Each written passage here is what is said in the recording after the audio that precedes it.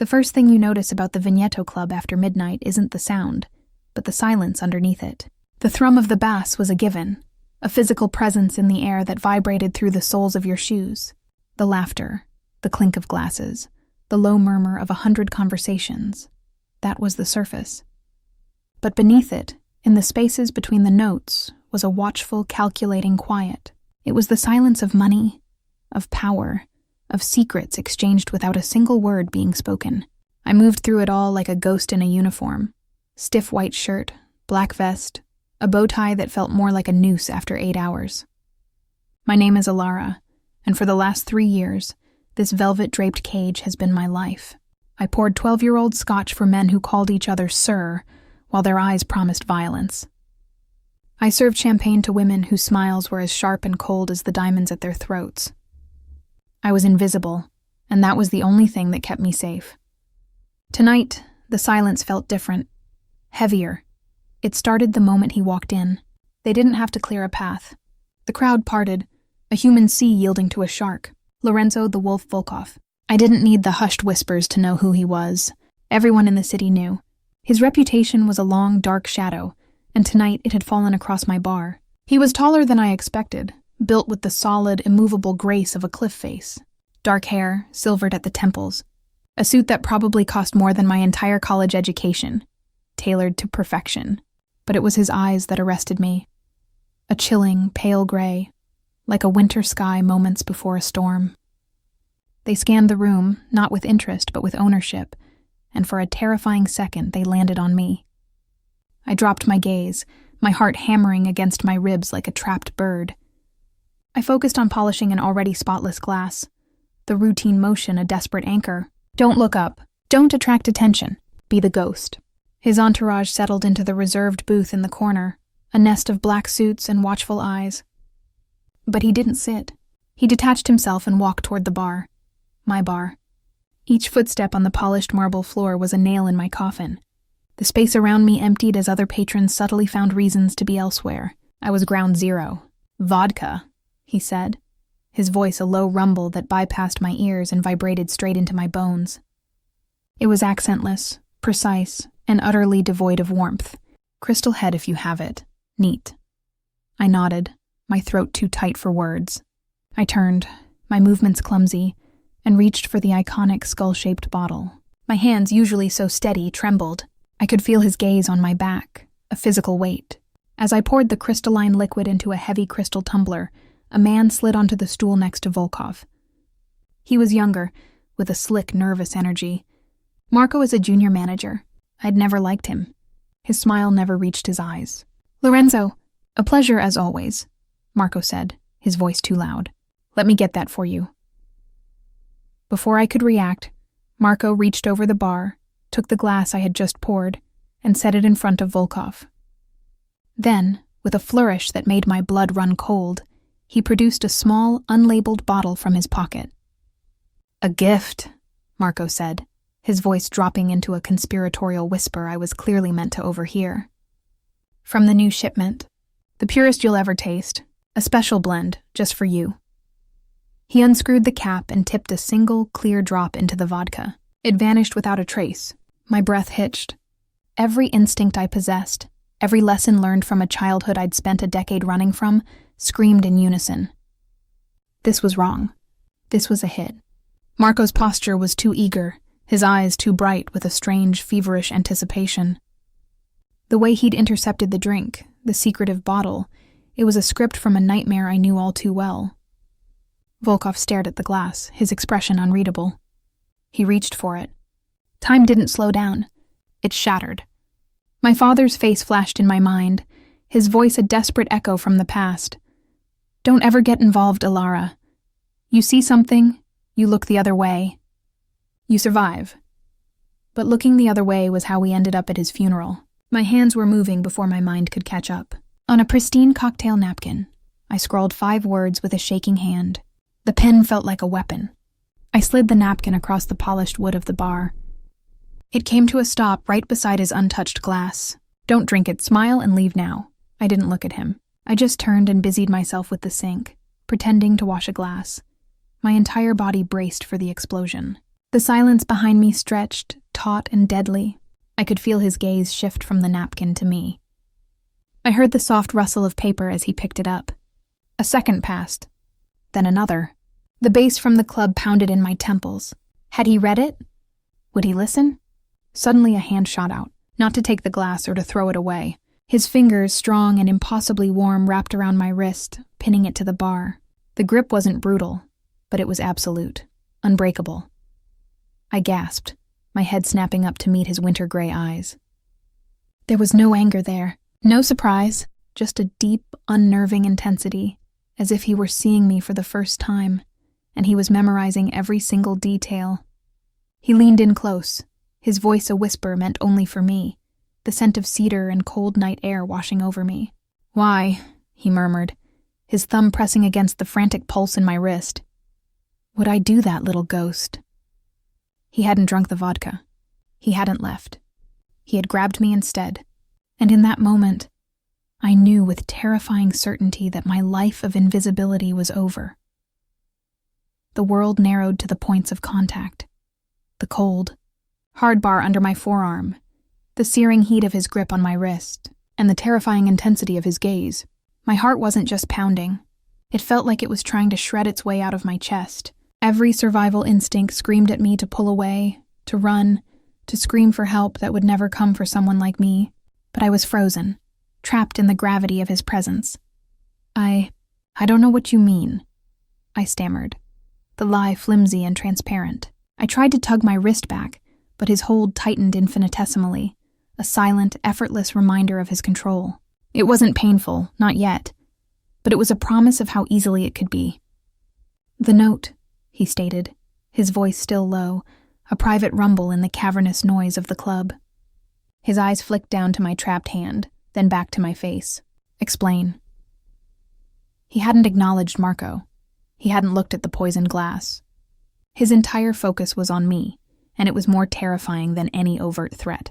Out of the corner of my eye, I saw Marco's smug smile falter, confusion, and then a flicker of panic replacing it. "Lorenzo?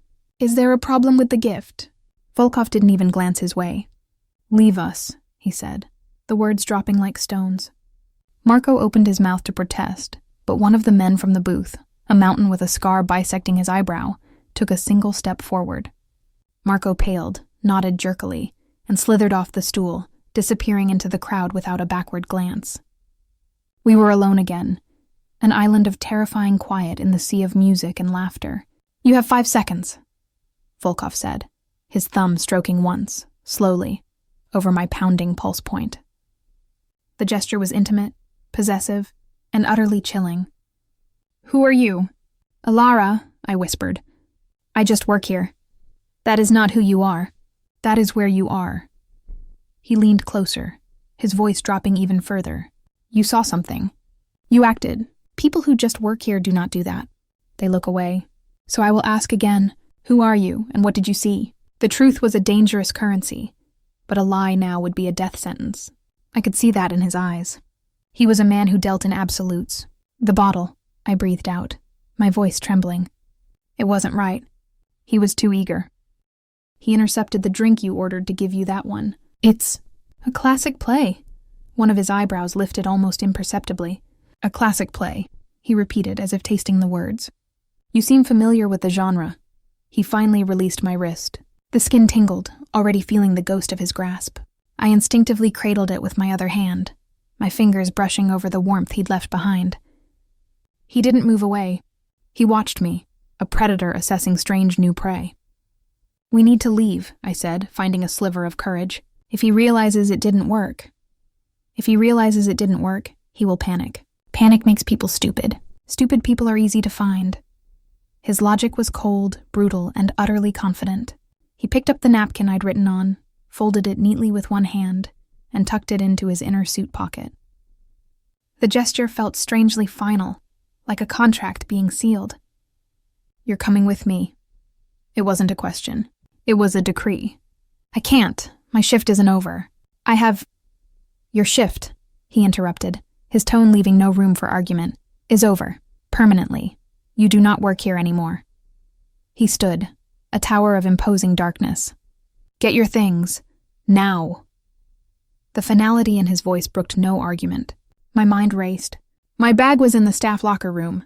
My phone, my keys, and my pathetic life were in that bag. To get it, I'd have to walk away from him, to have a moment alone. Was this a test? Would I run? I looked at his eyes and knew with a sinking certainty that running would be the last mistake I ever made. He would find me, and he would not be gentle a second time. Numbly, I nodded. I turned and walked toward the staff door on unsteady legs, feeling his gaze burning into my back with every step. The locker room was a stark contrast to the club's opulence. Fluorescent lights, chipped linoleum, the smell of stale perfume and bleach. My hands shook so badly I could barely work the combination lock. Sophia, another bartender, was changing out of her heels. "Hey, you okay? You look like you've seen a ghost." A hysterical laugh bubbled in my throat. I felt like I'd become one. "I'm fine, just not feeling well. I'm leaving." I shoved my apron into the locker, grabbed my worn leather bag and slung it over my shoulder. It held everything I owned that mattered, just like always. Some things never changed. "Whoa, wait, what did Volkov want?" Everyone's talking. "He grabbed you." Her eyes were wide with a mixture of fear and morbid curiosity. "It was nothing. A misunderstanding," I lied, my voice hollow. "I have to go." I pushed through the door back into the hallway, half expecting him to be gone, for this to have been some cruel, surreal joke. But he was there, waiting, flanked by two of his men. The one with the scar, and a younger, leaner man with cold, empty eyes. They looked at me not as a person, but as a package. An asset, or a problem. "This way," Volkov said, gesturing toward a service exit I'd only ever used to take out the trash. The cold night air hit me like a physical blow as the door swung open onto a dimly lit alley. It smelled of damp concrete and rotting garbage. Parked right there, its engine a low purr, was a black Rolls-Royce Cullinan. The back door swung open automatically. "Get in," he said. There was no choice. It was the alley or the car, the unknown or the man who held my fate in his hands. I took a breath, the last free breath I feared I would ever take, and climbed into the opulent, leather-scented darkness. He slid in beside me, his large frame taking up an immense amount of space. The two other men got in the front. The doors closed with a soft, definitive thud, locking me in. The car pulled away from the curb in unnerving silence. I stared out the tinted window, watching my old life. The club, the lights, the ordinary danger I understood, disappear into the night. I was in a cage rolling on wheels. "Where are you taking me?" I asked, my voice small in the vast quiet. "Somewhere secure," he replied, not looking at me. He was looking at his phone, typing a quick message. "Where can we talk? I told you what I saw. That's all I know." "No," he said, finally turning his head to look at me. The passing streetlights cast fleeting shadows across his sharp features. "That is the beginning of what you know. You recognized a classic play. You risked your neck for a stranger. That is a story I very much want to hear." He leaned back, the leather creaking softly. "So, Elara, start from the beginning. Not tonight's beginning. The real one. The beginning." The words hung in the perfumed air of the car, a key poised before a lock I had sealed shut years ago. Where was the beginning? Was it the first time I heard a gunshot and didn't flinch? The first time I packed a bag in the middle of the night? The day they lowered my father into the ground, his principles etched on his cold face, a warning I had tried so hard to heed. I couldn't tell him that. The truth was a landmine, and every step could trigger an explosion. "There is no story," I said, turning to look out the window at the blur of sleeping city streets. "I'm a bartender. I watch people. It's my job to know when someone is lying, when they're nervous, when they're about to do something stupid. Your friend Marco was all three." I could feel his gaze on my profile, dissecting me. "He is not my friend," a simple, chilling correction. "And you are not just a bartender. You have the eyes of someone who has seen the wolf before, and knows better than to look away." The metaphor, coming from a man called the Wolf, sent a fresh shiver down my spine. He was too perceptive. I had to give him something. A piece of the truth that was sharp enough to be believable but small enough not to gut me. I kept my eyes on the passing city. My father was an import-export. He had business partners. I grew up around men who smiled with their mouths but not their eyes. I learned to read the tells, the too-firm handshake that's meant to intimidate, the joke that isn't a joke, the way someone offers a drink they didn't order themselves. I chanced to glance at him. His expression was unreadable, but he was listening. Truly listening. Marco's hands were shaking. His pupils were dilated. He was performing, but badly. The special bottle from his pocket was a prop. It was a performance I'd seen before. I left it there, letting him draw his own conclusions. Let him think my father was a low-level crook, a two-bit hustler. It was safer than the truth. Your father, Volkov repeated, his voice thoughtful. Where is he now? He's dead. The words were flat, final. His business partners saw to that. This at least was not a lie. It just wasn't the whole truth. A moment of silence passed, filled only by the whisper of the tires on asphalt. Then you understand the nature of the world, he said. And it wasn't a question. It was a statement of fact, a grim welcome. It is not a kind place. Loyalty is a currency, and betrayal is the tax on power. He fell silent again, and I dared to hope the interrogation was over. The car had left the bright lights of downtown and was navigating a neighborhood of towering, silent condominiums overlooking the lake. We pulled into a private underground garage, the gate sliding shut behind us with a sound of finality. The garage was pristine, lit by cold fluorescent lights, and housed a small collection of vehicles that were each worth a fortune. This wasn't a home. It was a secure location, a bunker disguised as luxury. The scarred man, who Volkov called Kyle, got out first, scanning the area before opening our door. The younger one, Alexei, stayed close, his hand resting near his waist where I was sure a weapon was concealed. We entered a private elevator that required a keycard and a biometric scan. It ascended smoothly to the penthouse. When the doors opened, my breath caught. The entire far wall was floor-to-ceiling glass, offering a breathtaking panoramic view of the city skyline and the dark, endless expanse of the lake. The interior was all cool minimalism. Polished concrete floors, low-slung leather furniture, stark white walls adorned with a few pieces of brutalist art. It was powerful, masculine, and utterly soulless. It fit him perfectly. You will stay here tonight, Volkov said, shrugging off his suit jacket and draping it over the back of a chair. He moved to a bar cart, far more elegant than the one I worked, and poured 2 fingers of amber liquid into a glass. He didn't offer me one. Kale will remain outside the door. Do not attempt to leave. The command was absolute. He was treating me like a prisoner, but one he'd housed in a 5-star cell. You can't keep me here, I said, a spark of defiance igniting despite my fear. He took a slow sip of his drink, his gray eyes pinning me over the rim of the glass. I can, and I am. You interfered in a matter you do not understand. That act made you a part of it. Until I know who Marco was working for and what they intended, you are a material witness. And a potential target. A target? The word was a cold stone in my stomach. They saw you. They saw you speak to me.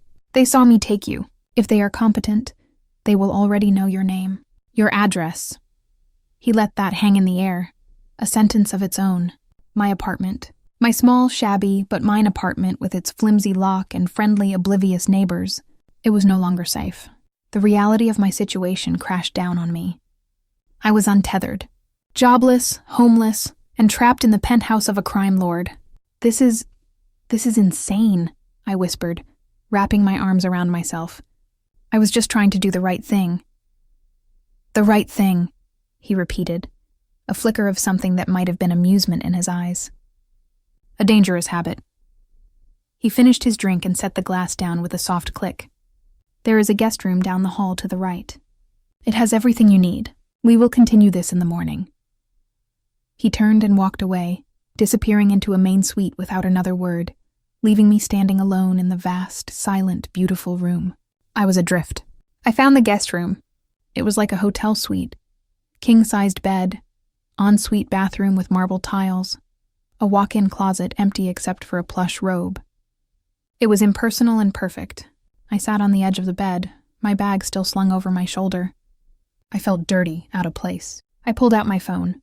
No service, of course. He'd thought of everything. I was completely cut off. I thought of my friend Chloe. We were supposed to have brunch tomorrow. She'd text, she'd call, she'd worry when I didn't show up. What would I tell her? That a handsome Mafia kingpin had kidnapped me? It sounded like the plot of a bad movie. But the fear was real. The memory of Marco's panicked eyes was real. The phantom grip of Volkov's hand on my wrist was real. I was trapped in a gilded cage, and the wolf was right outside the door. I didn't sleep. I lay in the absurdly comfortable bed, staring at the ceiling, listening to the unfamiliar sounds of the building. Every creak, every hum of the central air was a potential threat. My mind raced, cycling through escape plans and discarding them just as quickly. Where would I go? What money did I have? I had a few $100s in cash, maxed out credit cards, and a perpetually anemic bank account. I was, for all intents and purposes, already his. The sun was beginning to tinge the sky with a pale, sickly light when I heard a soft knock on my door. I jolted upright, my heart in my throat. Yes? The door opened, and Kyle stood there, his massive frame filling the doorway. He held a stack of folded clothing. "Boss thought you might want a change of clothes," he said, his voice a low gravel. He placed them on a chair just inside the door. "Breakfast is in 30 minutes. He left, closing the door behind him. I stared at the clothes. A simple pair of dark jeans, a soft cashmere sweater, and undergarments, all in my size.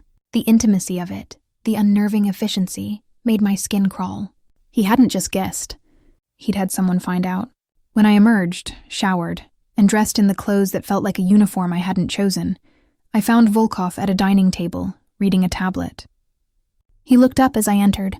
In the morning light, he looked different. Still dangerous, still imposing, but more real. The sharp lines of his face were softened slightly, the silver at his temples more pronounced. He was dressed casually in dark trousers and a black sweater, and it made him seem no less powerful, only more approachable, which was somehow more dangerous. "Sit," he said, gesturing to the chair opposite him. A spread of food was on the table, pastries, fruit, and a carafe of coffee. My stomach churned. I sat, pouring a cup of coffee just for something to do with my hands. "We have located Marco," he said without preamble. I froze, the carafe hovering over my cup. And he was found in his apartment. An apparent suicide. The words were ice water in my veins. I set the carafe down, my hand shaking. "Suicide. That is what the evidence suggests," Volkov said, his tone neutral. "But you don't believe it. I do not deal in beliefs. I deal in facts. The fact is, the man who tried to poison me is dead before he could be questioned. That is not a coincidence. It is a cleanup." He took a sip of his coffee. "It means whoever he was working for is thorough. And they are still out there." He looked at me, his gaze direct. "Which means you are still in danger, and your value to me has increased." My value? The words felt like ash in my mouth. I was no longer a person. I was an asset, a piece on a chessboard I couldn't see. "How?" "You are the only living person who was there," he stated, his logic as cold and clean as a surgeon's scalpel. "You saw Marco's behavior. You might have noticed something else, a detail you've forgotten, a name spoken, a text message you saw him send, a person he looked at before he approached me. Memory is a curious thing. Under the right pressure, it can yield unexpected results." I pushed the plate of food away, my appetite gone. "So I'm your consultant now?" "You are my guest," he corrected, though the word was a lie and we both knew it. "A guest with a unique perspective. And until the threat is identified and neutralized, your safety is my priority. My safety or your access to my memory." A faint, almost imperceptible smile touched his lips. It didn't reach his eyes. They are for the moment the same thing. The rest of the breakfast passed in a tense silence. He returned to his tablet, scrolling through financial news and emails with a focused intensity that was intimidating. I picked at a piece of fruit, my mind racing. Marco was dead. Murdered. The reality of it was a cold stone in my gut. This wasn't a game. The people we were dealing with didn't just fire employees. They erased them, and I was a loose thread they would happily snip. After breakfast, he stood. "I have business to attend to. Kale will remain. Do not attempt to contact anyone. The phone lines are monitored, and the perimeter is secure." He paused at the door, looking back at me. "The library is through that door. You might find it diverting." And then he was gone. The elevator door swallowing him whole, leaving me alone with the silent, watchful Kale. Diverting. The word was a taunt. I was a prisoner with a view. For a long time, I just stood at the window, watching the city come to life below. People were going to work, getting coffee, living their everyday lives, oblivious. I felt a pang of such profound longing it was a physical ache. I would have given anything for my cramped apartment, my noisy neighbors, the soul-deep exhaustion of a double shift. The mundane had never seemed so beautiful. Eventually, restlessness drove me to explore. The penthouse was vast. Beyond the main living area was a state-of-the-art kitchen that looked never used, a formal dining room that could seat 20, and finally, the library. I pushed the heavy wooden door open and stepped inside. It was breathtaking, 2 stories high, with a wrought iron spiral staircase leading to a mezzanine level. The walls were lined with books, real books, whose leather spines were worn and smelled of old paper and wisdom. It was the first thing in the entire place that felt warm, that felt lived in. My fingers trailed along the spines as I walked. History, philosophy, volumes of poetry in multiple languages. This wasn't a decorator's collection. This was a reader's library. It was a contradiction that unsettled me. The man who could order a death with a single word also read Rilke. I climbed the spiral staircase, the metal incredible under my bare feet. The upper level had a comfortable armchair and a small desk. And on that desk, sitting alone as if waiting for me, was a book, a collection of Italian sonnets. It was old, the pages foxed with age. Something made me pick it up. It fell open to a specific page, the spine cracked from repeated use. One poem was circled in faint, elegant pencil. My love is like a fever, longing still. I snapped the book shut, my heart doing a strange, uncomfortable flip. This was a vulnerability, a crack in his armor. And I had no idea what to do with it. I felt like I'd stumbled upon a secret I wasn't meant to see. The day dragged on. I tried to read, but the words blurred on the page. I paced. I stared out the window. The silence was oppressive. Cale checked on me once, his large frame a silent reminder of my captivity, then retreated to his post. I was going stir-crazy. The walls, no matter how expensive, were still walls. It was late afternoon when the elevator chimed. I tensed, expecting Volkov, but it was a woman who stepped out. She was perhaps in her late 50s, with sharp, intelligent eyes and hair pulled back in a severe silver bun. She was dressed in an impeccably tailored pantsuit and carried a leather briefcase. "Ilara, I presume," she said, her voice crisp and professional. "I am Ms. Petrova. Mr. Volkov has asked me to see to your necessities." She set the briefcase on the table and opened it. Inside was a new, top-of-the-line smartphone, a laptop, and a wallet. The phone and laptop are secure, connected to a private network. They cannot be traced, and their usage is monitored. "Your old phone." She held out her hand. It was not a request. Hesitantly, I retrieved my old phone from my bag and handed it to her. She placed it in the briefcase without a second glance. The wallet contains new identification, credit cards, and a modest amount of cash. "Your old identity is suspended for the time being. It is for your protection." I picked up the new ID card. Ilara Rossi. The name felt foreign. The photo was one I didn't remember taking, my face pale and serious. "He can't just give me a new name." "He can, and he has," Ms. Petrova said, unmoved. "It is a temporary measure. Your financial accounts have been consolidated and transferred to a new secure institution. Your rent has been paid for the next 6 months, though you will not be returning. Your employer has been informed that you resigned due to a family emergency. All loose ends have been tied." I felt dizzy. In the space of a few hours, my entire life had been systematically dismantled and reassembled by a stranger. The efficiency was terrifying. "And my friend, Chloe? She'll be worried." "A message has been sent from your old number explaining that you have taken a last-minute opportunity to work on a private luxury yacht in the Mediterranean. Limited communication for several months. It is a credible cover." She closed the briefcase. "Is there anything else you require?" I just stared at her, speechless. What could I possibly require? My freedom? My life back? She seemed to take my silence as an answer. "Very well. Mr. Volkov will return this evening." And with that, she turned and left, the elevator doors closing on her impassive face. I was now Ilara Rossi. I had new money, new tech, a new past. The old Ilara was on a yacht, a ghost. I sank onto the sofa, the new phone feeling like a lead weight in my hand. This was more than protection. This was assimilation. He wasn't just keeping me safe.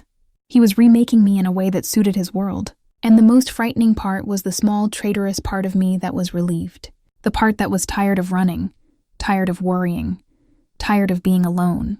This cage, for all its bars, was incredibly comfortable. When Volkov returned that evening, the atmosphere shifted. He brought the energy of the outside world in with him, a chill, a tension that hadn't been there before.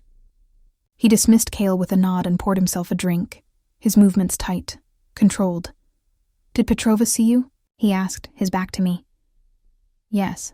She gave me a new life." I held up the new phone. "Thank you." He turned, hearing the bitterness in my tone. "Sarcasm does not suit you.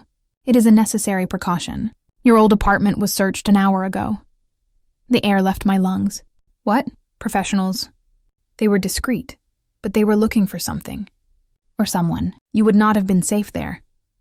He took a long swallow of his drink. "The threat is not theoretical, Alara. It is active. It is hunting." The room felt suddenly colder. He was right. The new identity, the penthouse prison, it wasn't paranoia. It was a response to a real and present danger. The last of my defiance crumbled, replaced by a cold, sharp fear. "What happens now?" I asked, my voice small. "Now," he said, walking toward me, his gray eyes intent, "we begin your real work. We are going to reconstruct last night. Every second, every face, every word. You are going to take me back to the Vigneto Club, and you are going to show me what you saw." He stopped in front of me. "And you are going to help me find the man who wants me dead." The reconstruction felt like torture.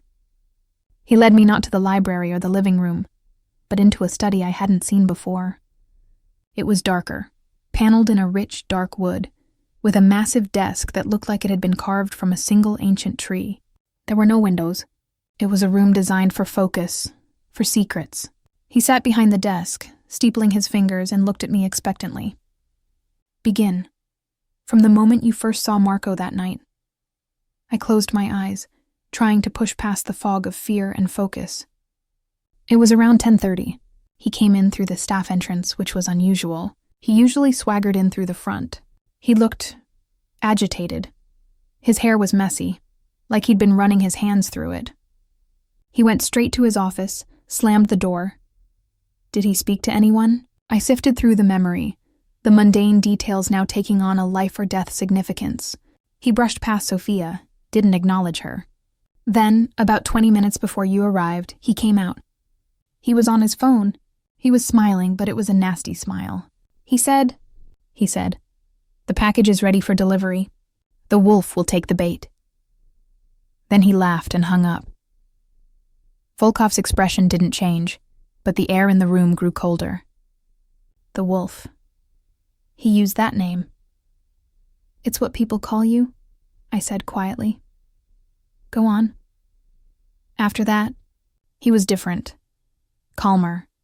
Almost serene.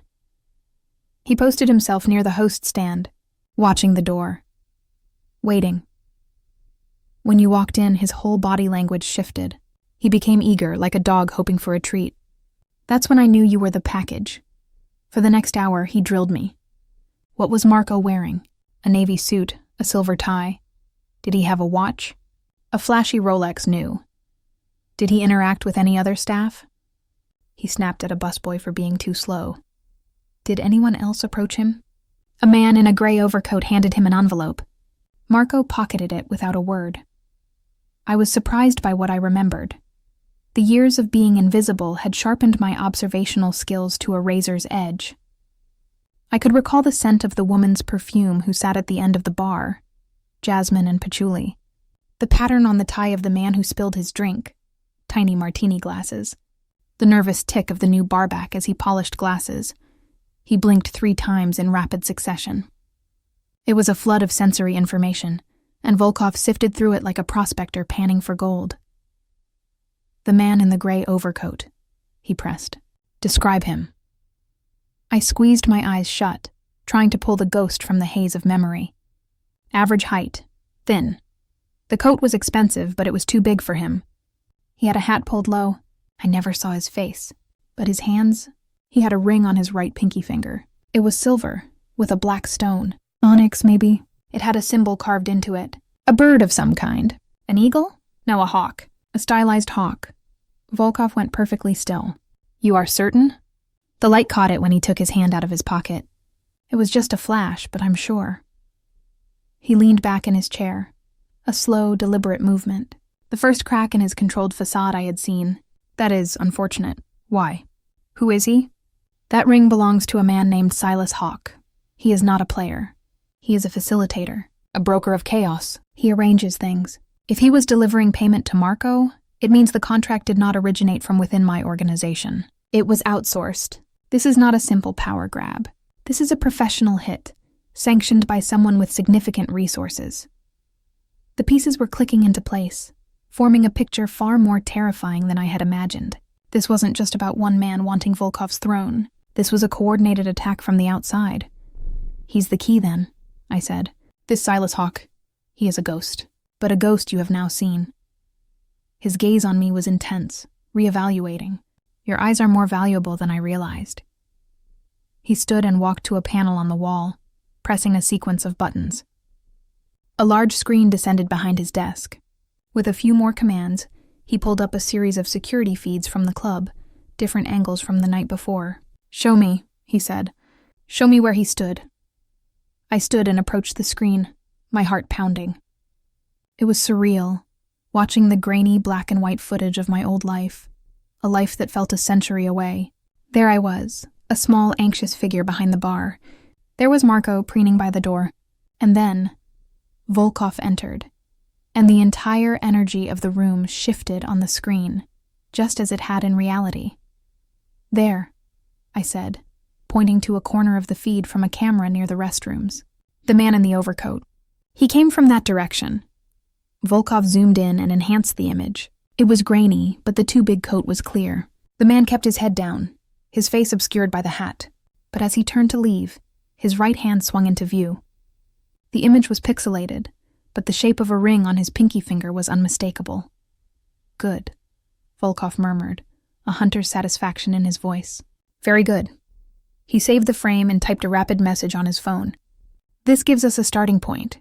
Hawke operates out of the city. He favors old places, theaters, libraries, museums, places with history and multiple exits. He turned off the screen, and the room was plunged back into the dim light of the desk lamp. He looked at me, and the intensity in his eyes was different now. It wasn't just the cold assessment of an asset. There was a spark of something else. Respect, perhaps. You have a unique talent, Alara, he said. Most people see, but they do not observe. You observe. It is a skill that cannot be taught. It's a skill born from a lifetime of needing to see the threat before it sees you, I replied, the truth slipping out before I could cage it. He was silent for a moment, studying me. We are not so different, you and I. We both live in worlds where a single missed detail can be fatal. The comparison should have offended me, but it didn't. It felt horribly, terrifyingly accurate. We were both survivors, navigating landscapes of hidden teeth. The only difference was the scale. Get some rest, he said, his voice softer than I had ever heard it. Tomorrow we begin in earnest. The hunt for Silas Hawke begins. I left the study, my mind reeling. The fear was still there, a constant humming undercurrent. But something else was there too. A sense of purpose, a feeling of being useful, of having a skill that mattered in this brutal, high-stakes game. It was a dangerous feeling. It was the feeling of starting to belong. Back in my room, I didn't feel the same oppressive weight of the walls. I picked up the book of sonnets from the library, the one he had left on the desk. I opened it to the marked page. My love is like a fever, longing still. I traced the circled words with my finger. Who did Lorenzo Volkov love with a feverish longing? What, or who, had carved this vulnerability into a man made of stone? The question haunted me more than any threat from Silas Hawke. Because understanding that, I feared, was the real key to surviving him. The next morning began not with a quiet breakfast, but with the arrival of Franco. He entered the penthouse with an air of grim efficiency, a tablet tucked under his arm, and a tension in his shoulders that spoke of a long, fruitless night. Volkov was already waiting, dressed and looking as if he'd never slept, a fresh cup of black coffee steaming on the table beside him. We have a problem, Franco said without preamble, his eyes flicking to me for a fraction of a second before dismissing me as irrelevant. The cleanup on Marco was too clean. The apartment was wiped. No prints, no fibers, no data on his devices. It was professional.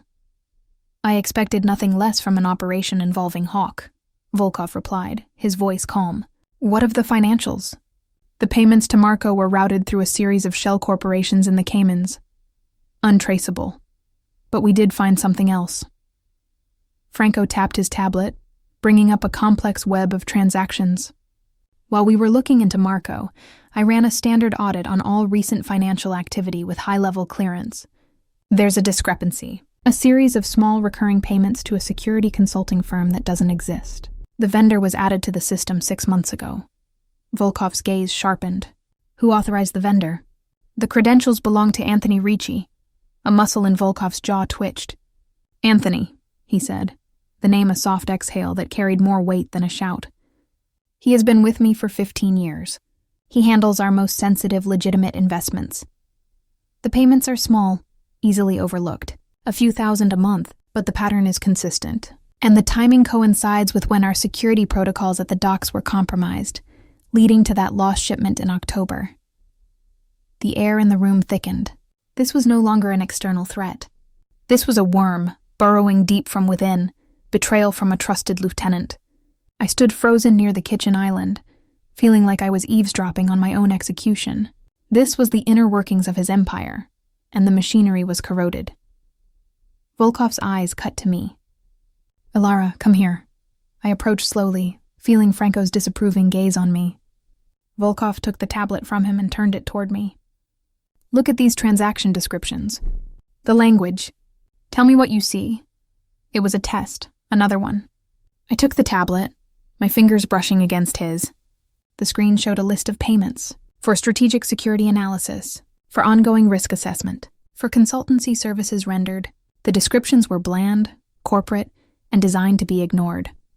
The grammar is correct, I started, my translator's brain kicking in, analyzing not the numbers, but the words. But the word choice is off. It's repetitive. Consultancy services rendered is a common phrase, but for rendering of provided services. It's stilted. It reads like someone who understands English technically, but isn't a native speaker. They're mimicking language from real invoices without understanding the natural flow. I looked up at Volkov. It's the same inconsistency I saw in the fake vendor names you showed me earlier. It's a pattern. Someone is creating a paper trail to siphon money, and they're not being careful with the linguistics. Franco stared at me, his earlier dismissal replaced by a grudging curiosity. She noticed that in 5 seconds. Our accountants missed it for 6 months. Volkov's gaze on me was unwavering. It is what I told you. She sees what others do not. He took the tablet back. Anthony. He has a cousin. Fresh from Naples. His English is poor. He works in the mailroom, Franco confirmed, his voice tight. He would have the access to see real invoices and mimic them, but not the fluency to get the phrasing right. Bring Anthony in, Volkov said, his tone dropping to something quiet and deadly. But do not alert him. Tell him I need his expertise on the European expansion.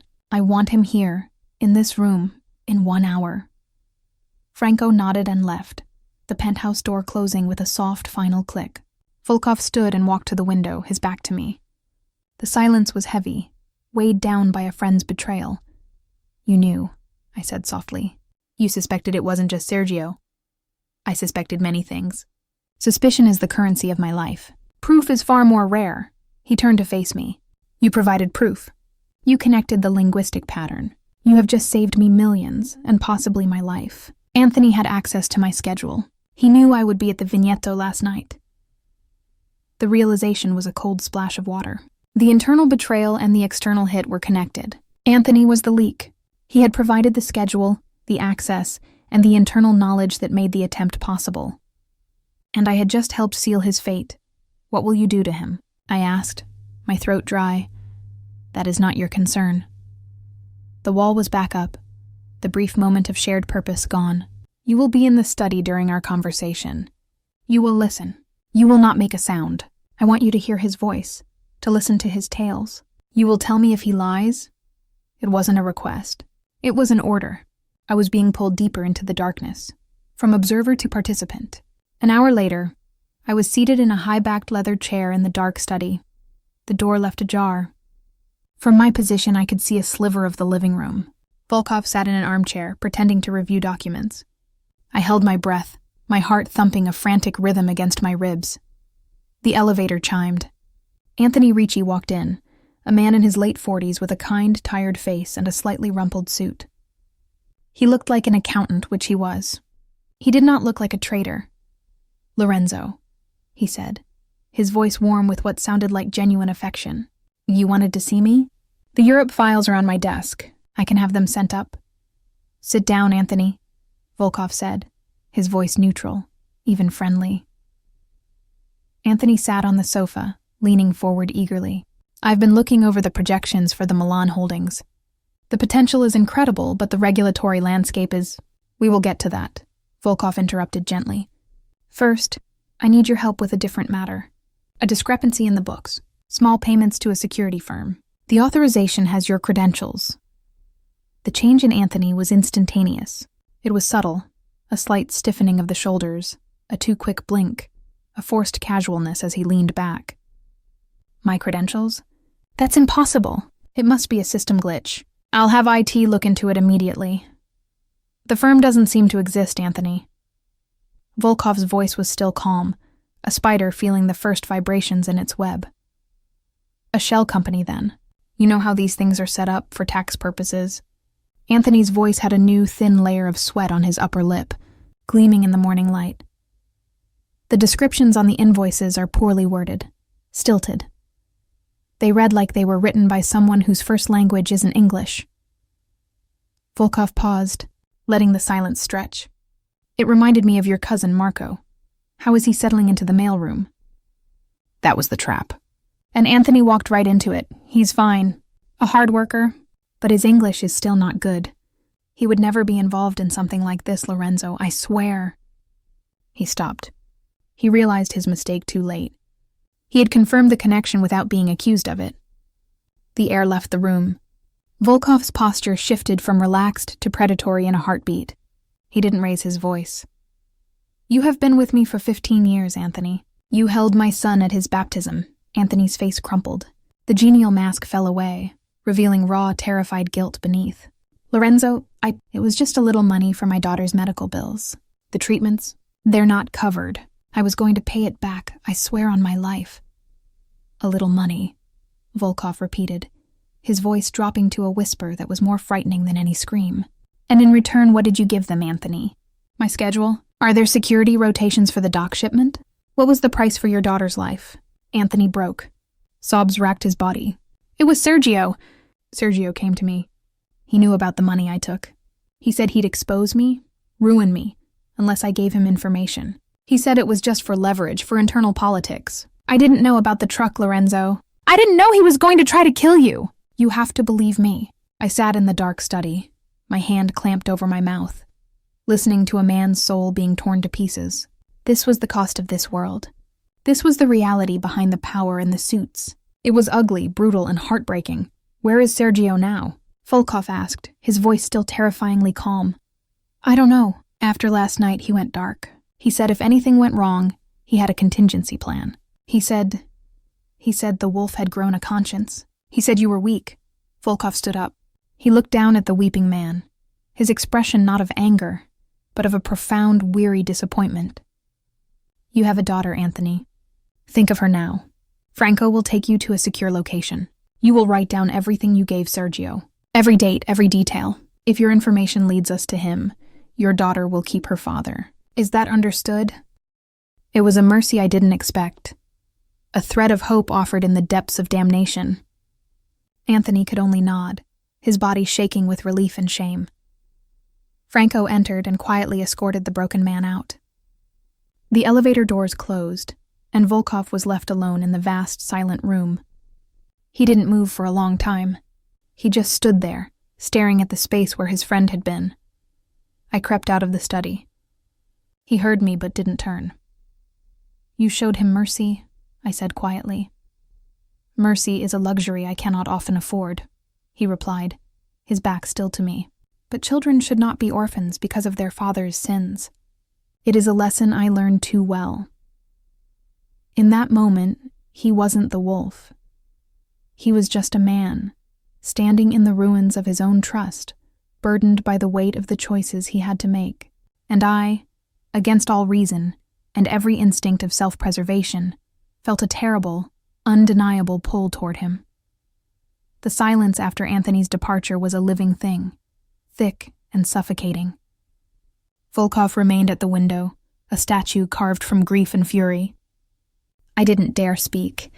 I had just witnessed the brutal mechanics of his world, the discovery of a traitor, the application of pressure, the dispensing of a punishment that was both harsh and, in its own way, merciful.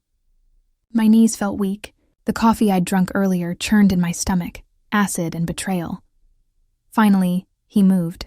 He didn't turn, but his voice, low and rough, cut through the quiet. You heard, it wasn't a question. Yes, and? I swallowed, my throat tight. And I think Sergio was right about one thing. That made him turn. His gray eyes were storm clouds promising a tempest. Explain. You do have a conscience. It's why Anthony is still breathing. A truly weak man would have killed him in a fit of rage. A truly ruthless man would have killed him as a message. You found a third path. That's not a weakness. That's a different kind of strength, a harder one. He studied me, his head tilted, as if I were a complex document in a language he was only beginning to decipher. You see things in shades of gray, he observed. That is a dangerous way to see my world. It is mostly black and white. Life and death. Loyalty and betrayal. Is it? I challenged, a spark of my old defiance igniting. Then why am I still here? I'm a shade of gray, an outsider who saw too much. The black and white choice would have been to pay me off and send me away, or to silence me permanently. You did neither. You brought me into your home. You're using my skills. That sounds like a shade of gray to me. A long, tense moment passed. Then something remarkable happened. A genuine, weary smile touched his lips. It was brief, but it transformed his face, carving lines of humor and humanity around his eyes and mouth. It was devastating. You are, without a doubt, the most infuriating woman I have ever met. The tension in the room shifted, twisting into something new, something electric and uncharted. The space between us seemed to shrink. I could feel the heat from his body, smell the faint, clean scent of his soap mixed with the lingering aroma of coffee. My heart was no longer pounding from fear, but from something else entirely. A reckless, terrifying curiosity. We need to find Sergio, I said, my voice barely a whisper, an attempt to claw back to safer ground. We will, he replied, his gaze dropping to my mouth for a heartbeat before meeting my eyes again.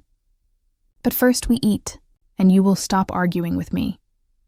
He ordered food from a restaurant that didn't have a menu, the kind that asks how many people and then sends a masterpiece.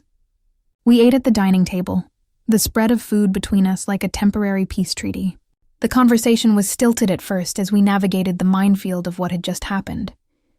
But slowly it found its way to neutral territory. He asked me about languages, about the nuances of translation.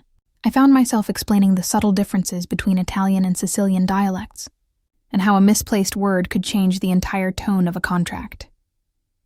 He listened, truly listened, his intelligence sharp and focused. He asked insightful questions, challenging my interpretations, engaging in an intellectually stimulating way. It was the most normal, and yet the most abnormal conversation I'd ever had. Here I was, discussing linguistics with a Mafia boss over a meal that cost more than my monthly rent, while his men stood guard outside and a traitorous cousin plotted his death. You love it, don't you? He asked suddenly. The puzzle of it, finding the hidden meaning in the words. It's the only thing that's ever made sense to me, I admitted. Words have rules. Structure. You can deconstruct them, understand their architecture.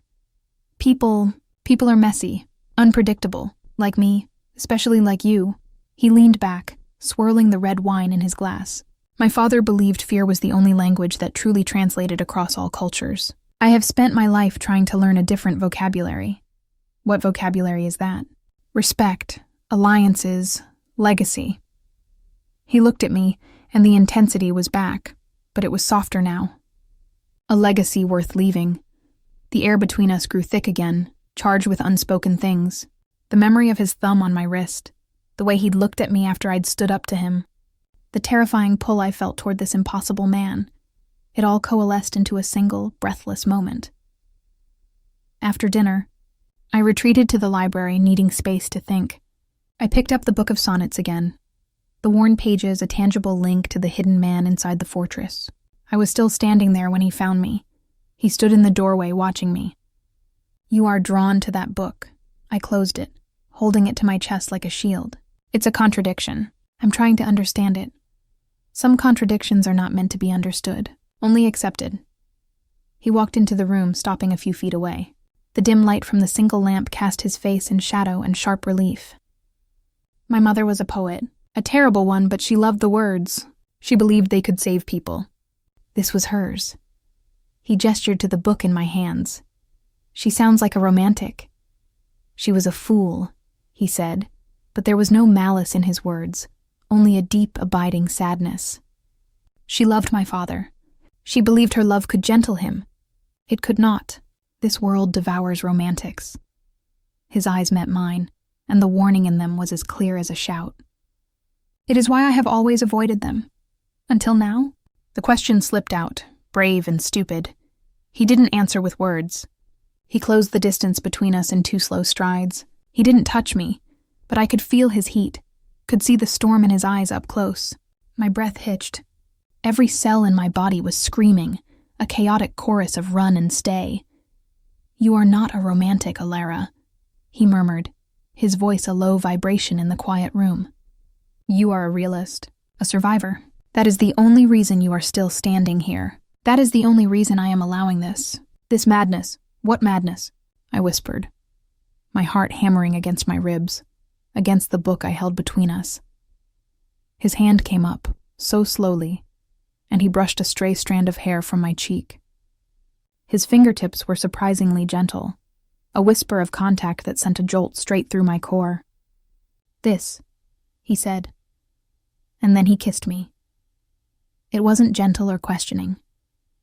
It was a claim, a release of all the pent-up tension, the curiosity, the dangerous attraction that had been simmering between us since the moment he'd grabbed my wrist in the club. His mouth was firm and demanding, and I met his demand with my own, a surge of reckless abandon. The book of sonnets fell from my nerveless fingers, landing on the rug with a soft thud. My hands came up, not to push him away, but to clutch at the lapels of his shirt, anchoring myself in the storm. It was a kiss that tasted of expensive wine, of power, of warning, and of a desperate, lonely hunger that mirrored my own. It was the worst decision I had ever made. And in that moment, it felt like the only one that made any sense at all. When he finally broke away, we were both breathing heavily. His forehead rested against mine. His eyes closed. "This is a terrible idea," I breathed, echoing his own words back to him. "The worst," he agreed, his voice rough. But his arms tightened around me, pulling me closer until there was no space left between us, and I knew with a terrifying, exhilarating certainty that the line had been crossed. There was no going back. The world had narrowed to the space between our bodies, to the frantic beat of my heart echoing in my ears, and the solid, real warmth of him. His mouth found mine again, this kiss slower, deeper, a deliberate exploration that shattered the last of my resistance.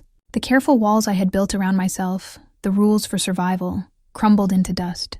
My fingers tangled in the soft hair at the nape of his neck, pulling him closer. A low groan rumbled in his chest, a raw, unfiltered sound that was nothing like the controlled tones he used for business.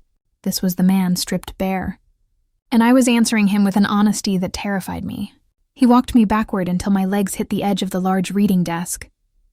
Books and papers scattered as he lifted me onto it, his hands sliding from my waist down to my hips, pulling me to the very edge until I was flush against him. The hard line of his body was an undeniable reality, a promise and a threat all in one. "Alara," he breathed against my lips, my name a prayer and a curse. His hands came up to frame my face, his thumbs stroking my cheekbones with a reverence that belied the violence I knew he was capable of. "Tell me to stop." It was a command and a plea, the last exit offered before the point of no return.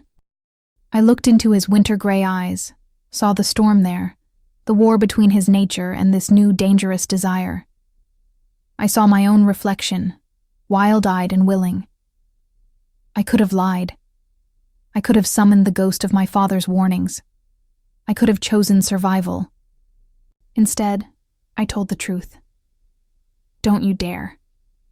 A feral, triumphant light flashed in his eyes. He kissed me again, a conquering kiss, and his hands left my face to work at the buttons of my shirt. My own fingers were clumsy on the buckle of his belt, on the buttons of his own crisp white shirt. Fabric rustled and fell to the floor, a puddle of our defenses. When his skin met mine, it was an electric shock. He was all hard planes and coiled strength, a landscape of old scars and warm living flesh. His mouth traveled from my lips to my jaw, down the column of my throat, and I arched against him, a soft cry escaping me. The world outside, Sergio, the threats, the dead men, and the betrayals ceased to exist. There was only this: the scent of him, cedar and man, the feel of his calloused hands mapping my body, the taste of him on my tongue. He was meticulous, demanding, leaving no part of me unexplored, unworshipped. It was an assault on my senses, a claiming that felt less like an invasion and more like a homecoming to a place I never knew existed. When he finally entered me, it was with a slow, deliberate pressure that made me gasp, my nails digging into the hard muscles of his back. He stilled, his forehead damp against mine, his body trembling with the effort of his control. "Look at me," he commanded, his voice ragged. I opened my eyes, drowning in the stormy gray of his. "I see you," he whispered, and then he began to move. It was not gentle. It was raw and real and devastating. It was a conversation without words, a battle, and a surrender. The polished wood of the desk was hard beneath me. The scent of old books and our mingled breath filled the air. He drove me to the edge of reason, his name a broken chant on my lips, and when I fell, shattering around him with a sob that was half terror, half ecstasy, he followed me. His own release a guttural cry muffled against my shoulder, his body collapsing against mine for a single, weightless moment before he caught himself. For a long time, there was only the sound of our ragged breathing. He didn't pull away. He held me there, on the desk, his body still intimately joined with mine, his face buried in my hair. I could feel the frantic hammering of his heart slowly begin to steady against my own. The reality of what we had just done began to seep back in, cold and sobering. I had just slept with Lorenzo Volkov. I had let the wolf into my bed, into my body. I had broken the single most important rule of survival. He was the first to move. He straightened, his gaze sweeping over me. My flushed skin, my tousled hair, the evidence of our passion. His expression was unreadable, a mask of control sliding back into place, but his eyes still burned with a residual heat. He picked up his trousers from the floor and stepped into them, his back to me. The moment of vulnerability was over. The king was back on his throne. I slid off the desk, my legs unsteady, and gathered my own clothes, my hands shaking. I felt exposed, raw, and profoundly foolish. What had I been thinking? This changed everything. It made me vulnerable. It made me a target in a new, more intimate way. "This was a mistake," I said, the words tasting like ashes. He turned, his shirt still unbuttoned, revealing the powerful scarred chest I had just traced with my fingers. "It was inevitable. It complicates everything." "It simplifies one thing," he countered, his voice low. "Your place is here, with me." "As what?" I asked, a hysterical laugh bubbling in my throat. "Your prisoner? Your consultant? Your mistress?" He crossed the room in 2 strides, his hand cupping my chin, forcing my eyes to meet his. "You are mine. That is all you need to know for now." The possessiveness in his tone should have infuriated me. It should have sent me running for the hills. Instead, a treacherous part of me, the part that had been alone and fighting for so long, preened at the certainty in his voice. To belong to someone, even someone like him, was a seductive poison. "I need to shower," I said, pulling away from his touch. He let me go, his gaze following me as I walked, naked and vulnerable, out of the library and down the hall to the guest room. I locked the door behind me, a futile gesture, and stood under the scalding spray of the shower, trying to wash the scent of him from my skin, the memory of his touch from my mind. It was no use. He was under my skin now. I had crossed the line, and the fire I had played with had already begun to consume me. Later, wrapped in a robe, I heard a soft knock on the door. It wasn't him. It was Cale. "The boss asked me to give you this," he said, his face impassive as he handed me a small velvet box. I took it with trembling fingers. Inside, nestled on a bed of black silk, was a bracelet. It was elegant, deceptively simple, a platinum chain with a single teardrop-shaped black diamond. It was beautiful, cold, and unmistakably a collar, a mark of ownership. There was no note. None was needed. I closed the box and set it on the nightstand. I didn't put it on, but I didn't throw it away either. I just stared at it, a symbol of the gilded cage I had just willingly stepped into. The hunt for Sergio was still on. The threat was still very real. But the battlefield had irrevocably shifted. It was no longer just outside these walls.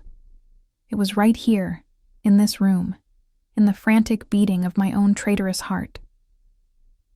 The bracelet sat on the nightstand like an unspoken verdict. I didn't touch it. To put it on felt like surrender. To throw it away felt like a provocation. So I let it sit there, a cold, glittering question mark at the periphery of my new reality. Sleep was impossible.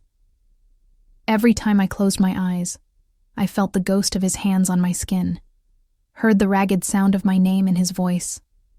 I had tamed nothing. I had only thrown myself into the wolf's den, and now I was waiting to see if I would be devoured or kept. The morning came, gray and muted through the floor-to-ceiling windows. I dressed in the clothes provided for me, another uniform of soft, expensive fabrics that felt like someone else's skin, and ventured out. The penthouse was silent. For a heart-stopping moment, I thought he was gone, that the night had been a dream, and I was alone again. Then I saw him. He was on the terrace, a cell phone pressed to his ear, his back to me. He was dressed in another impeccable suit, the armor fully back in place. The man from the library was gone, locked away behind a wall of crisp, white cotton and tailored wool. I stood in the doorway, unsure of my welcome, of my role. He finished his call and turned, his gaze sweeping over me. There was no warmth in his eyes, no acknowledgement of what had passed between us. There was only the cool, assessing look of a general surveying his troops. "We have a lead on Silas Hawke," he said, his voice all business. He was spotted last night at the Orpheum Theater. A private viewing of a restored silent film. It fits his profile. He walked past me into the living room, picking up a tablet from the coffee table. He uses the chaos of a public place as cover. The crowd, the noise, the multiple exits. "So what's the plan?" I asked, my voice sounding small. "We visit him. Tonight. The final performance." He handed me the tablet. It displayed the theater's layout, blueprints, and security camera locations. "I want you to look at this. You have a fresh perspective. Tell me what you see." It was a peace offering, or perhaps a distraction. A way to re-establish the professional dynamic that I had so thoroughly obliterated. I took the tablet, my fingers brushing against his. There was no spark this time, only a dull ache. I focused on the screen, falling into the familiar comfort of analysis.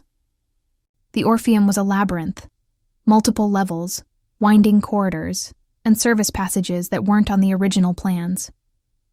"He'll have lookouts," I said, zooming in on the balconies. "Here and here. They'll have a clear view of the main entrance and the lobby. If they see you or your men, he'll be gone before you reach the foyer."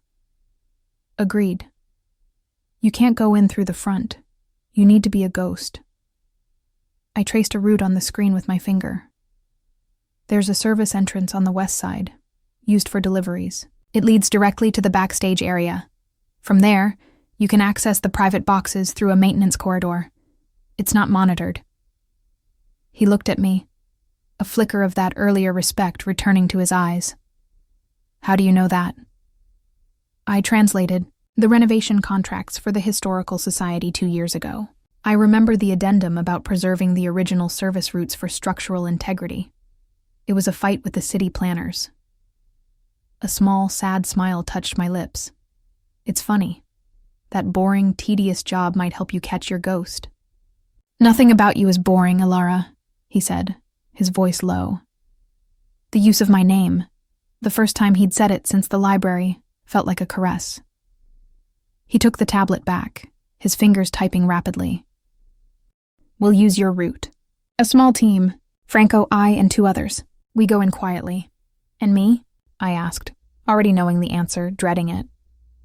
You will be in the command vehicle, 2 blocks away. You will have a live feed from our body cameras. You will be our eyes. If you see something we miss, you say it. He finally looked at me. Really looked at me. I trust your eyes. 3 words. They shouldn't have meant anything. They should have been a manipulation, a tool to ensure my cooperation. But they landed in the hollow, aching part of me that had always been alone. And they took root. He trusted my eyes. No one had ever trusted me with anything more important than correctly translating a clause about liability. The rest of the day was a whirlwind of quiet preparation. Men came and went, speaking in low tones. Weapons were checked, communications tested. I was given a headset and shown the bank of monitors that would be set up in the armored van. I was to be the silent watcher in the sky. As dusk began to settle over the city, painting the sky in shades of violet and orange, he found me once more in the library. I was standing by the window, watching the city's lights begin to glitter like fallen stars. You should not have come here last night, he said from the doorway. I didn't turn. You shouldn't have kissed me. I am not a good man, Alara. I have done things that would haunt your dreams. I know. This world, it will destroy anything soft. Anything good? I finally turned to face him. You keep telling me how dangerous you are, Lorenzo, as if I haven't figured it out for myself. But you brought me into this. You made me a part of it. You don't get to warn me away now. He walked toward me, stopping an arm's length away. The dying light caught the silver in his hair, the sharp planes of his face. I am not warning you away. I am telling you that if you stay, there is no going back. The innocence you have left will be gone. I lost my innocence a long time ago, I whispered, in a different life. He reached out then, not to pull me to him, but to pick up the velvet box from the nightstand where I'd left it. He opened it, the black diamond winking in the twilight. He didn't ask. He took the bracelet and fastened it around my wrist. The metal was cool against my skin, the weight of it strange and final. He didn't let go of my hand. His thumb stroked over the jewel, then over the pulse point beneath it. Then we understand each other, he said. It was not a question. Downstairs, the team was assembling. It was time to go hunting. The command vehicle was a rolling fortress disguised as a telecommunications van. The interior was a stark contrast to the penthouse, all brushed steel, blinking lights, and the low hum of powerful electronics. I sat in a swivel chair before a bank of 4 monitors, a headset snug over my ears. Franco was beside me, his presence a solid, silent anchor, his own gaze fixed on the screens as he coordinated the perimeter team. My mouth was dry. The weight of the bracelet on my wrist felt like a shackle, a constant reminder of the stakes. This wasn't a translation. A mistake here wouldn't mean a lost client or a grammatical error. It would mean blood on the ornate carpets of the Orpheum Theater. On the center screen, a grainy, jostling feed from Lorenzo's body camera showed the inside of a service elevator. He was flanked by 2 of his men, their faces set in grim masks. They were all in black tactical gear, a terrifying transformation from the suits of power to the uniforms of war. Approaching level 3, Lorenzo's voice crackled in my ear, calm and focused. No contact. I watched the screen, my heart a frantic drum against my ribs. The elevator doors slid open to a narrow, dimly lit corridor lined with dusty props and old stage flats. The air, even through a camera lens, looked thick with dust. According to the blueprint, this corridor led to the back of the private boxes on the grand tier. Silas Hawke was in box 7. "Turning right," Lorenzo murmured. His camera view swept the corridor. A rope, a forgotten sandbag, the glittering eye of a dragon prop staring blankly into the darkness. Everything was still. Too still. My own eyes, the ones he claimed to trust, scanned the other screens. Feeds from the other 2 men, and a static shot of the theater's main entrance from a drone high above. The performance had begun. The distant swelling score of the orchestra filtered faintly through the van's walls. "Hold," I said into my mic, the word coming out as a croak. I cleared my throat. "Lorenzo, hold." He froze instantly. His camera stabilized and focused on the corridor ahead. "What do you see?" Franco turned his head slightly, his eyes on me. I was leaning forward, squinting at the screen of his man on the left. "The dust," I whispered. "Look at the dust on the floor in the left-hand feed." Lorenzo's view didn't move, but I knew he was checking the other feed on his own wrist-mounted display. The dust in the corridor was disturbed as expected, but the pattern, it wasn't just their footprints. Ahead of them, about 20 feet, the dust was scuffed in a wide circular pattern, as if someone had stood there, shifting their weight, waiting. "A lookout," Lorenzo's voice was a low growl. They knew we'd come this way. "He's gone now," I said, my brain clicking into that analytical space, the fear receding under the pressure of the puzzle. "But he was there recently. He's reported your position. Hawke will be moving." "We accelerate," Lorenzo decided. "Alpha, Beta, flank the box from the side entrances." "On my mark." The feed split as the 2 other men broke away, moving with silent, lethal grace. Lorenzo continued down the main corridor, his pace quickening. The music from the theater grew louder, a dramatic, silent film score that underscored the tension with absurd irony. He reached a small unmarked door, Box 7's private entrance. He didn't hesitate. He turned the handle and pushed. The camera view swept into the plush red velvet interior of the private box. It was empty. A single half-finished glass of champagne sat on the ledge. A program lay discarded on a chair. "He's gone," one of the other men reported over the comms. "Side entrance is clear." "He can't have just vanished," Lorenzo snapped, his control fraying for the first time. I was scanning all the feeds, my mind racing. He'd known they were coming. He'd had a lookout. He'd left in a hurry, but how? The boxes only had 2 exits, to the corridor and to the theater itself. He wouldn't have gone into the crowd. My eyes caught a flicker of movement on the static drone feed of the main entrance. A figure, tall and thin, wearing a long coat despite the mild evening, was exiting the theater. He moved with a strange, unhurried pace. He turned left, away from the main flow of the dispersing crowd. And on his right hand, even in the grainy resolution, a glint of silver on his pinky finger. "Lorenzo," I said, my voice urgent. "Main entrance. He's outside. He's heading east on Addison. Gray overcoat. He has the ring." A beat of silence. Then, "All units converge on the main entrance. East on Addison. The Fox is in the open." The feeds became a chaotic jumble as the teams moved, Lorenzo's camera showing a blur of red velvet and gold trim as he sprinted from the box. The calm, methodical operation had dissolved into a street chase. I watched, helpless, from my chair in the van, my knuckles white as I gripped the edge of the console. We had him. We had to have him. The drone feed tracked the figure as he turned down an alley. Lorenzo and his team were seconds behind. They entered the alley. It was a dead end. The figure in the overcoat stood at the far wall, his back to them. He slowly raised his hands. "Silas Hawke," Lorenzo's voice came, cold and clear through the comms. "Turn around, slowly." The man turned. It wasn't Hawke. It was a teenager, his face pale and terrified. The overcoat was several sizes too big. The ring on his finger was a cheap plastic trinket. "He paid me," the kid stammered, his voice cracking. $100. Said to wear the coat and walk this way. I don't know anything, I swear." A decoy. A brilliantly simple, arrogant decoy. Hawke had played us. He'd led us on a chase while he slipped away on another route. The frustration that radiated from Lorenzo's frozen camera feed was a physical force. He had been outmaneuvered. "Bring him in," Lorenzo said, his voice dangerously quiet. He might have seen something. The operation was over. We had failed. The van was silent on the drive back to the penthouse. The euphoria of the hunt had curdled into the ashes of defeat. Franco didn't speak. I took off the headset, the plastic suddenly feeling heavy and useless. Lorenzo was already in the penthouse when we arrived. He had shed the tactical gear and was back in his dark slacks and a shirt, the sleeves rolled up. He stood at the window, a crystal tumbler of amber liquid in his hand. He didn't turn as we entered. He was toying with us, Franco said, his voice gravelly with fatigue and anger. He knew the route. He knew the timing. He has a source, Lorenzo. A very good one. I am aware, Lorenzo replied, his voice flat. He finally turned. His eyes were chips of glacial ice. They found me. You saw the dust. You identified the decoy. Your observations were correct. It wasn't praise. It was a cold, hard fact. It wasn't enough.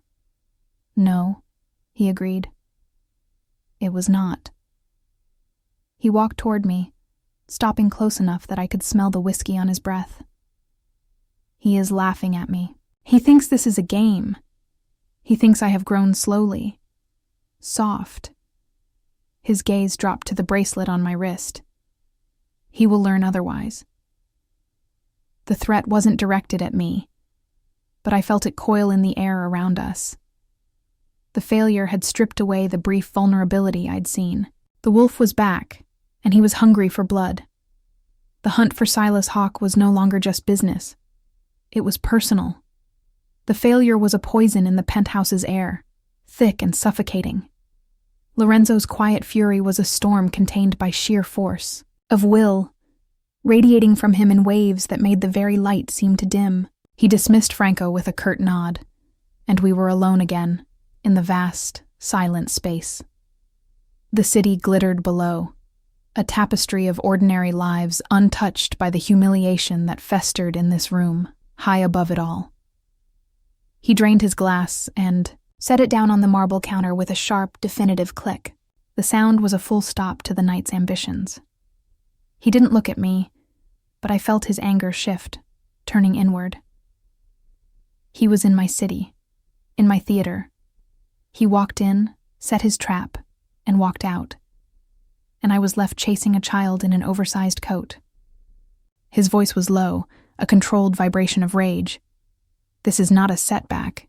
It is an insult. I stood my ground, the bracelet cool against my skin. He knew you'd come. He knew the route. Franco's right. He has a source with high-level access, maybe higher than Anthony. He turned then, his gray eyes burning. There is no one higher than Anthony was, except for Franco and myself. The implication hung in the air, ugly and unspoken. Could he truly trust Franco, the man who had been his shadow, his right hand? In this world, it seemed, no one was above suspicion, not even the king himself. What did the boy say? I asked, needing to steer us back to facts, away from the corrosive doubt. Nothing of value. A man approached him outside the theater, paid him cash, gave him the code and the ring, told him where to walk. He never saw his face. Lorenzo ran a hand through his hair, a rare gesture of agitation. It was a message. He is not just hiding. He is performing, showing me that my domain is his stage.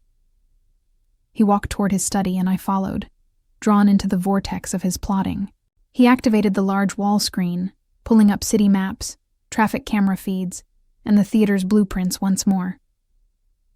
We look for the anomaly, he said, more to himself than to me. The one thing that does not fit. The theater was his chosen venue. Why?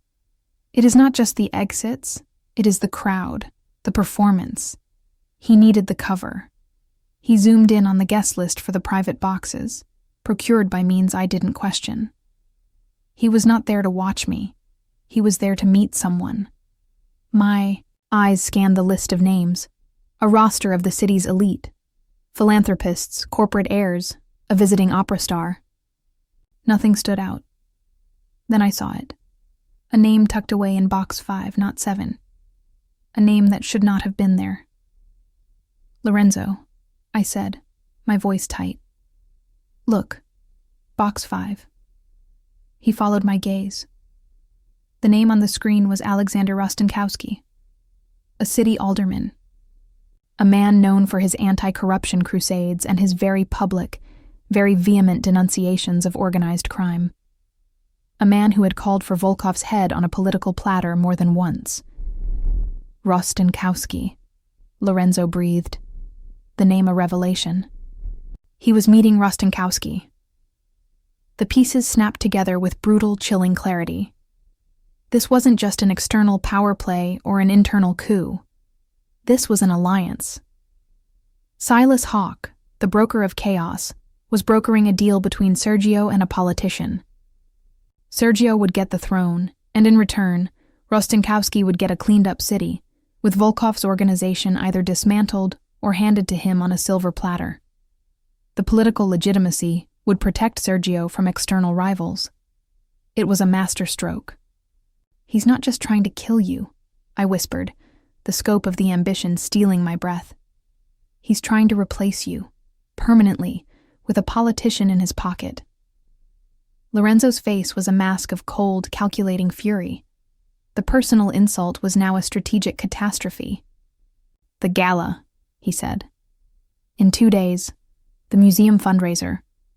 Rostenkowski is the guest of honor. Hawke will be there. He will need to finalize the terms. He looked at me, and the storm in his eyes had crystallized into a deadly purpose. That is where we will be too. We can't just walk in. It's a high-security event.